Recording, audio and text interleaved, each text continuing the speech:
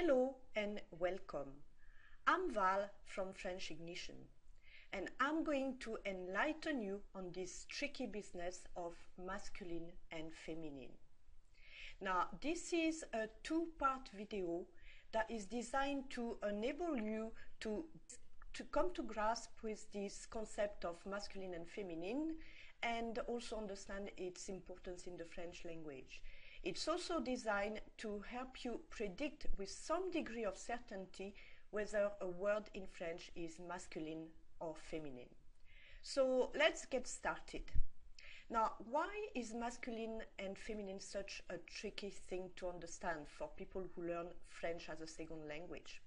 Well, for several reasons. First of all, because it extends far beyond the notion of male and female.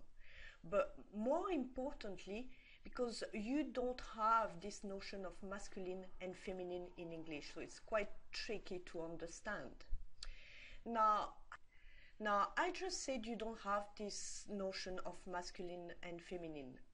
But is that really the case? Do you actually have some traces of it?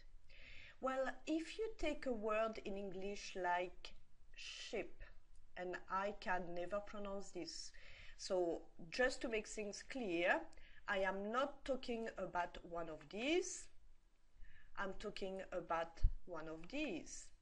Now, that sound E or E in French is totally impossible for French people. Despite having been living in the UK for over 20 years, I still cannot get my brain, my ear, or my tongue around it. So this is the one I'm talking about, a ship.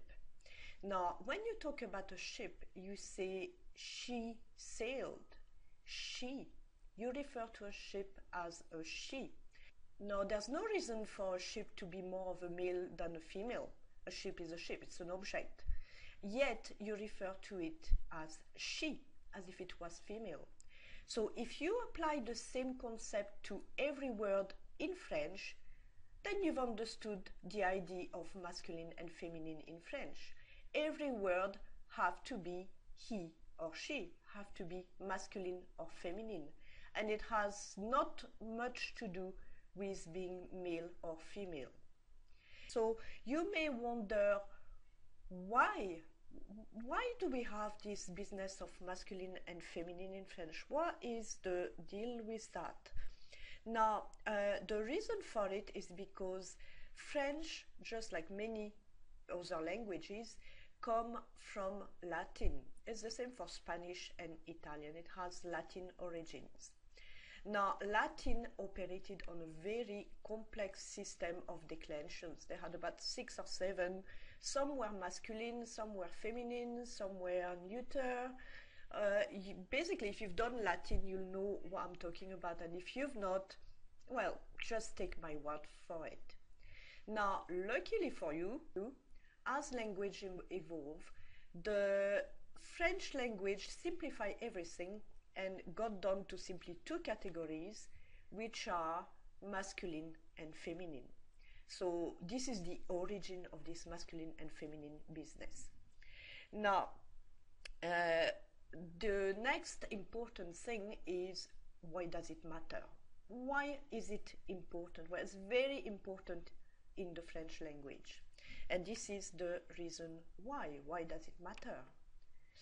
Because if a noun is masculine or feminine, it's going to affect all the we words that go around it. Here you have my example of a beautiful noun or the beautiful noun. Well, if whatever noun you choose, if that noun is masculine, a is going to be the masculine form, the is going to be a masculine form, and beautiful is going to have a beautiful form as well, a masculine form, as well.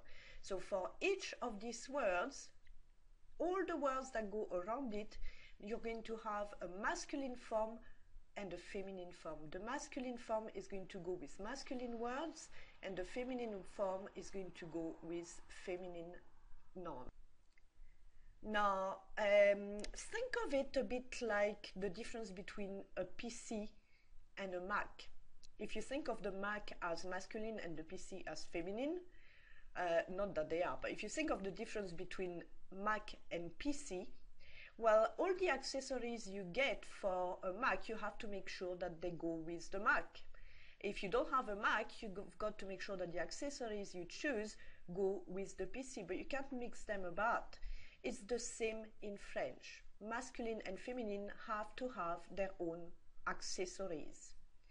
So I can hear you saying to me something in French that says "ça me fait une belle jambe." Literally, "ça me fait une belle jambe" means it gives me a nice leg. Now, obviously, it has nothing to do with your leg. It just means, well, that's great. I'm glad of this information, but on a practical level, what do I do with it? I still don't know how to find out whether a word is masculine or feminine. Well, that is very true. That is very true indeed. What do you do with it? So what do you do if you're not a French native speaker and you've not learned French from when you were a baby? If you're not the king of etymologists, so you don't know enough Latin to work out where every word is coming from, or if you don't want to spend your time with your nose in a dictionary, learning every time whether a noun is masculine and feminine, what do you do? Is there a rule? Well, luckily, I have good news. Yes, there is a rule. The only caveat I would say about it is that it only works 70% of the time. But 70% of the time isn't bad. It's easier to learn 30% of exception rather than have to learn whether a word is masculine and feminine every single time. So we're going to look at this rule, but we're going to do that in part 2. So follow us in part 2 to find out what the rule is and how you apply it and get some practice in it. See you soon!